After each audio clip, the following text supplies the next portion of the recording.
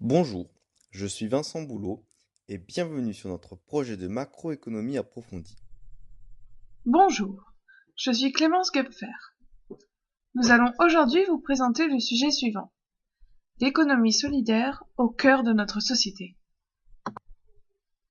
Les facteurs environnementaux et sociaux prennent de plus en plus d'importance dans notre société. De ce fait, de nombreuses économies annexes se développent. Nous aborderons ici le sujet de l'économie solidaire, aussi appelée économie collaborative. Cette nouvelle économie tend à se développer rapidement, de par les leviers sur lesquels elle s'appuie. Afin de proposer une analyse complète de la situation, nous avons choisi de développer notre analyse en 3 axes. Nous aborderons dans le premier temps le sujet de l'économie solidaire en proposant une définition du concept. Car même si ce concept tend à être connu de tous, une définition claire est parfois nécessaire. Nous présenterons ensuite la place de cette économie dans notre société. Et enfin, nous évaluerons son évolution à moyen et court terme, tout en abordant les limites de cette économie parallèle.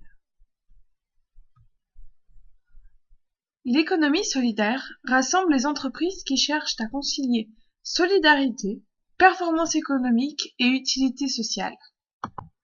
Cette économie s'est principalement développée en réponse à un besoin: lutter contre la pauvreté et les exclusions socio-professionnelles. La tendance consommer mieux a également permis à ce phénomène de se développer rapidement. Afin d'illustrer cette définition, nous pouvons prendre l'exemple de Biocoop. Biocoop est une entreprise proposant des produits bio, comme son nom l'indique, mais aussi équitables et respectueux de l'environnement. À la vue de la croissance sur ce marché, les créateurs n'ont pas hésité à investir et ont implanté leur chaîne de magasins majoritairement dans toutes les grandes villes. Aujourd'hui, cette économie ne représente pas moins de 10% du PIB et 12,7% des emplois privés en France. Son poids dans l'économie ne nous permet pas aujourd'hui de fermer les yeux sur ce marché.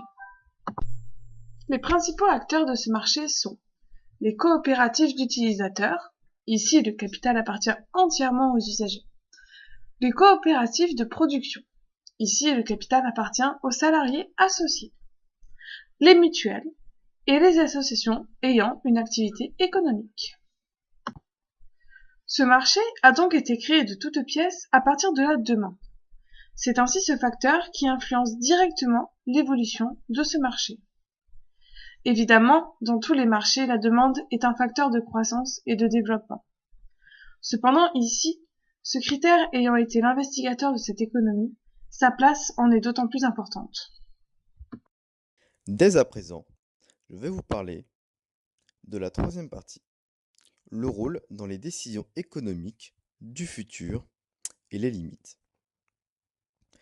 Il n'est pas sans dire que l'ESS est en pleine expansion depuis sa création. En effet, elle crée de nouveaux métiers et répond à des solutions aux problèmes sociaux. Cette économie se tourne donc vers l'économie numérique, circulaire, collaborative, ainsi que la silver economy. Malheureusement, elle est encore minoritaire. Les acteurs politiques économiques ne peuvent cependant pas nier cette présence. Elle est dans le centre des préoccupations de l'Europe. Ainsi, l'Europe compte bien soutenir cette économie en améliorant l'accès au financement, la visibilité des entreprises sociales et l'optimisation de l'environnement juridique. Bien qu'il faille y noter qu'elle n'est pas présente dans la stratégie Europe 2020. Les enjeux de l'ESS répondent à des problématiques bien actuelles, que ce soit le vieillissement de la population, la montée de l'individualisme ou bien les problématiques de santé dans notre société. Les entreprises ont déjà commencé à suivre ces mouvements économiques. En effet, on peut voir le cas de Leclerc, qui s'est associé à la Ligue nationale contre le cancer. Bien sûr, ces associations d'entreprises à des causes sont discutables, mais pour autant, c'est un fort indicateur de développement de ces nouvelles économies. Cependant, il existe des limites. La première provient de la problématique de l'allocation de budget par les pouvoirs publics. En effet, cela pose un problème au niveau de la hiérarchisation des priorités ainsi que des défis sociaux en fonction de la logique de rentabilité des différents marchés. Tous ne sont pas égaux.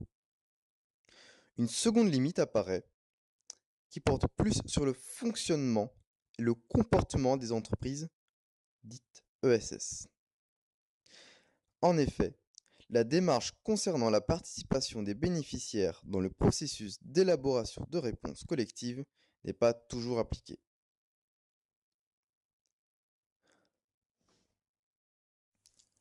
Pour conclure, l'économie solidaire est en pleine expansion.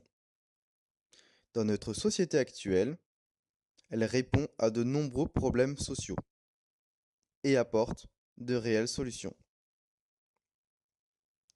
Encouragée par le contexte macroéconomique, l'Europe la place au centre de ses intérêts. Cette économie a donc un bon futur devant elle. Cependant, il faut faire attention à ce qui la compose. En effet, il faut garder un regard critique sur le fonctionnement des entreprises qui participent à cette économie. Merci d'avoir regardé cette vidéo.